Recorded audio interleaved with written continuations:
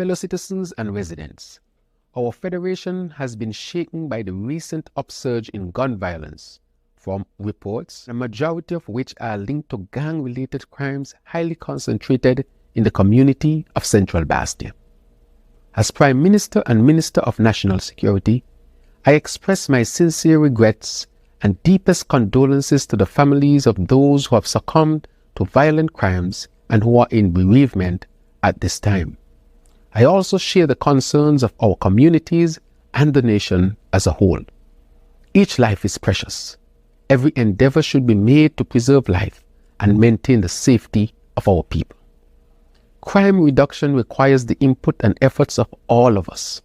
I therefore appeal to the general public to cooperate with the security forces. Immediately, the security forces will implement the following. 1. Increased security presence in our communities through various methods. 2. Further engagement of regional and international security experts to work along with our forces. 3. Strengthening of the intelligence capabilities of the security forces. 4. Expansion of the CCTV infrastructure island-wide. And 5. Enhancement of evidence gathering capabilities to ensure that perpetrators are brought to justice.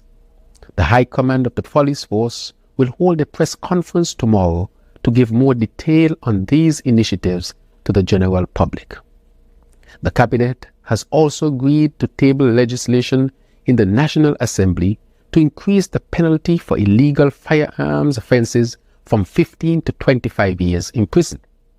I reassure you that our security forces will be unrelenting in working collaboratively in their obligation to preserve law and order in our federation.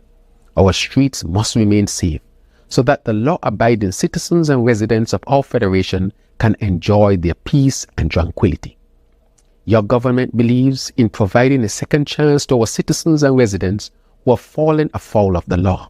However, it cannot be a second opportunity to repeat criminal activity.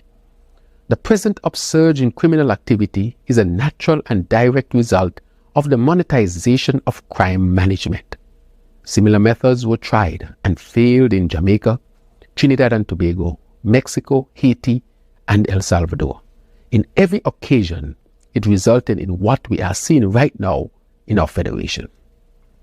Contrary to the propaganda peddled in social media by irresponsible naysayers, the Labour Party administration did not stop the peace program.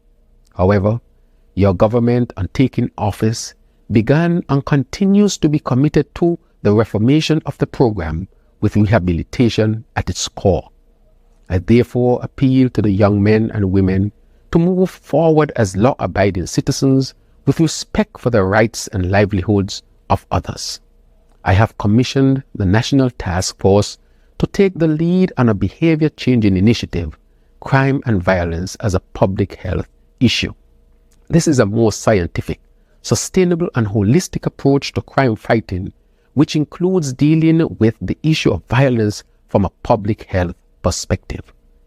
This is a multi-pronged approach built on several pillars that draw on the knowledge and expertise of stakeholders from multiple disciplines to implement a plan of action designed to sustain a culture of non-violence throughout the Federation.